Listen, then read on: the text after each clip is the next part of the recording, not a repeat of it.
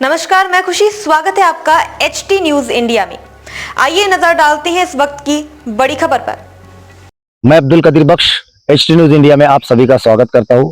इस वक्त में हम आए हैं हिंगन घाट के डंकिन परिसर में, जहां पर नए बांध का निर्माण कार्य शुरू है और ये कार्य पिछले 2 महीनों से हिंगन घाट के इस डंकिन परिसर में हो रहा है।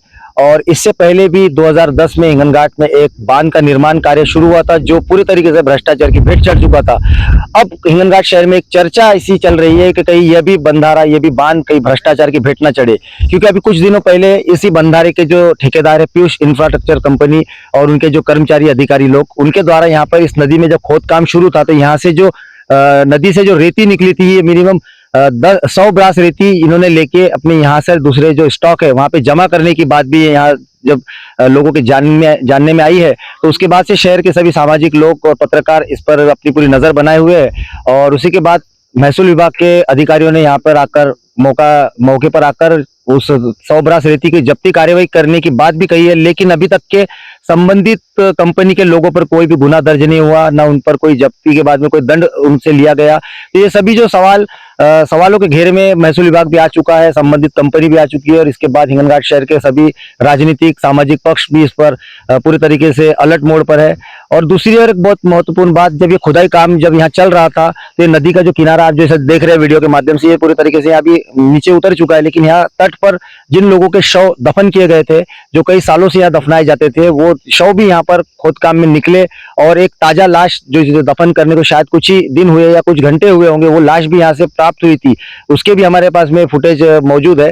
तो उसकी कोई पूर्व सूचना किसी पुलिस विभाग या महसूल विभाग को न देते हुए संबंधित ठेकेदारों ने, इस काम के जो लोग हैं इससे जुड़े हुए, उन्होंने किसी तरीके की सूचना न देते हुए उन लाशों को कहीं और ठिकाने लगाया, जिसका अभी तक कोई निशान मिल रहे हैं। तो ये जो पूरा प्रकरण जो है, ये पूरे तरीके से शक के घेरे में आ चुका है कि वो जो लाशें थी वो किसकी है। ये भी एक बहुत ही चर्चा का विषय है। इन सभी जो बातें घटनाक्रम है, इस पर हमने जब संबंधित अधिकारियों से भी जाना, तो उन्होंने भी इस पे गोलमोल जवाब देते हुए अपने पल्ला झाड़ लिया है।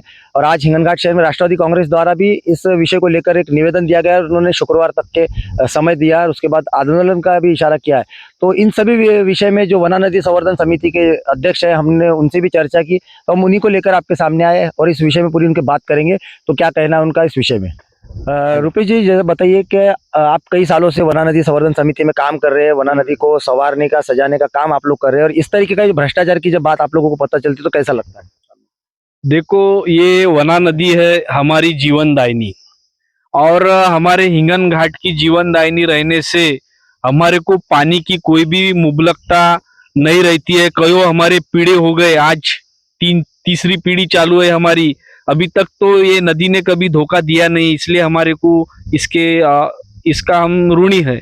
और ये जो संबंधित ठेकेदार जो पीयूष इंफ्रास्ट्रक्चर जो कंपनी है, जिनको यहाँ का बांध निर्माण का कार्य मिला और उनके खुदाई काम में जो रेती नहीं मिली थी, उन्होंने न कोई सूचना के उन्होंने एक स्टॉक कर दिया, जिसके बाद महसूल विभाग ने उस पर जब्ती कार्यवाही तो दिखाई, लेकिन अभी तक के कोई गुना या कोई दंड उन पर नहीं हुआ। इस पर क्या कहना चाहेंगे।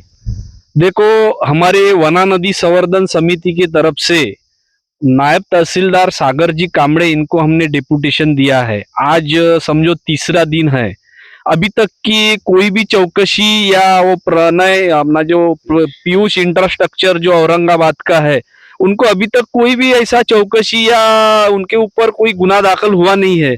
ये थोड़ा संशयास्पद लग रहा है। और जैसे कि यहाँ पे हमें पता चला और कुछ उसके फुटेज भी हमें मिले कि यहाँ पर कुछ जो शव जो दफन थे वो भी खुदाई में निकले, और उसकी कोई जानकारी ना देते उन्होंने दूसरी जगह पे उसका कुछ विल्हेवाट किया। तो इसके बारे में क्या कहेंगे।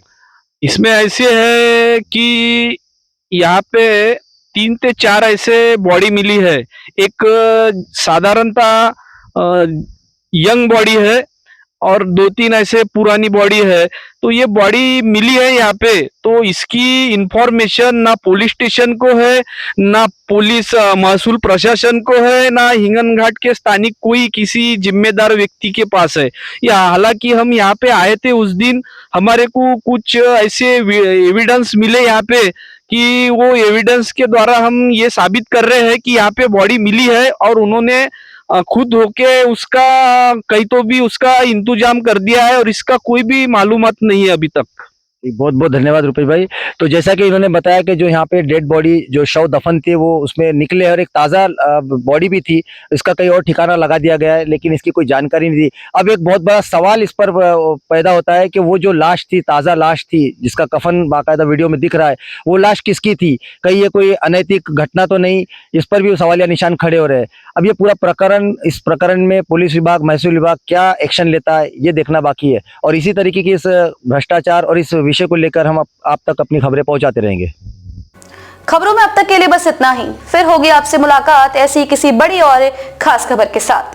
तब तक के लिए नमस्कार और देखते रहिए HT न्यूज़ इंडिया।